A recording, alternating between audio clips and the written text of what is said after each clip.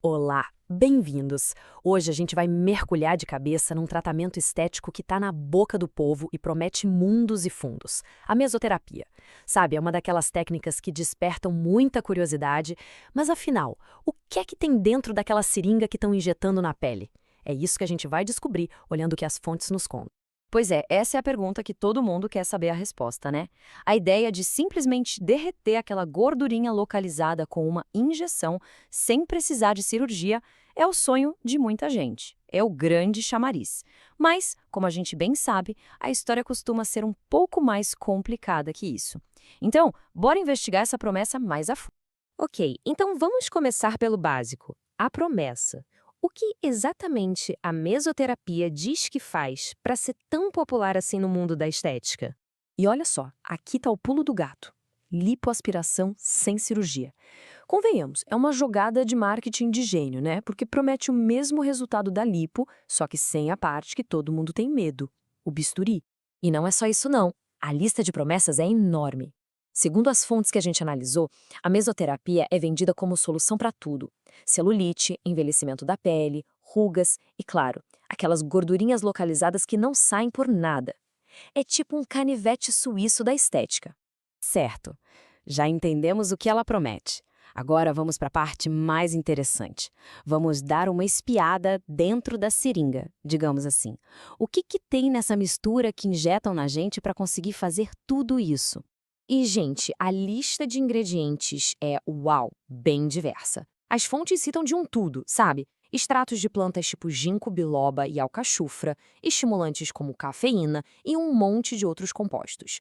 O importante aqui não é nem decorar todos esses nomes, mas sacar a ideia principal. Não é uma coisa só, é um verdadeiro coquetel que eles montam dependendo do que a pessoa quer tratar. E para entender um dos componentes principais, a gente precisa fazer uma pequena viagem no tempo. Olha só esse anúncio de vinho de coca, lá de 1800 e bolinha. É um derivado da cocaína e, por mais estranho que pareça, ele nos ajuda a entender a origem dos anestésicos locais, que são uma peça-chave em muitas dessas misturas de mesoterapia. E é aí que entra a procaína.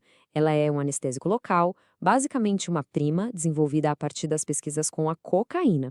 E a função dela nesse coquetel é bem direta: diminuir a dor das várias picadinhas da agulha. Afinal, tem que tornar o procedimento suportável, né? Depois a gente tem um ingrediente que vem, olha só, direto da horta, o extrato de alcachofra. De acordo com a fonte, dizem que ele tem uma ação colerética, nome chique para dizer que aumenta a produção de bile e ajuda a desintoxicar o fígado. A lógica por trás disso seria ajudar o corpo a quebrar e eliminar as gorduras. Ah, esse aqui é bem interessante. O silício orgânico. Ele é apresentado como se fosse um tijolinho na construção da pele, sabe? A fonte diz que ele é o elo fundamental para a gente produzir colágeno e elastina, que são aquelas proteínas que dão firmeza e elasticidade.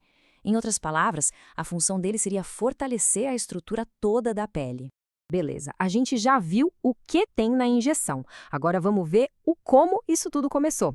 Essa técnica tem um pai, um criador com uma filosofia bem específica. Vamos conhecer o Dr. Michel Pistor. Olha só essa imagem do aparelho original. É um dispositivo multi-injetor, bem rústico, né?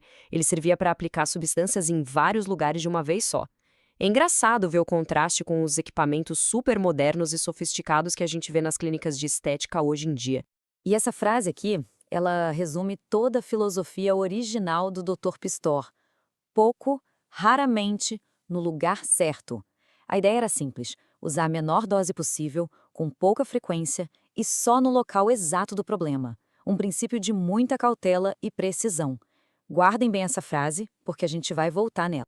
Bom, até agora a gente viu a parte bonita da história, as promessas. Mas como em qualquer procedimento que mexe com o nosso corpo, é fundamental a gente falar do outro lado da moeda. Vamos dar uma olhada nos riscos que as fontes documentam. E esse é o ponto-chave, né?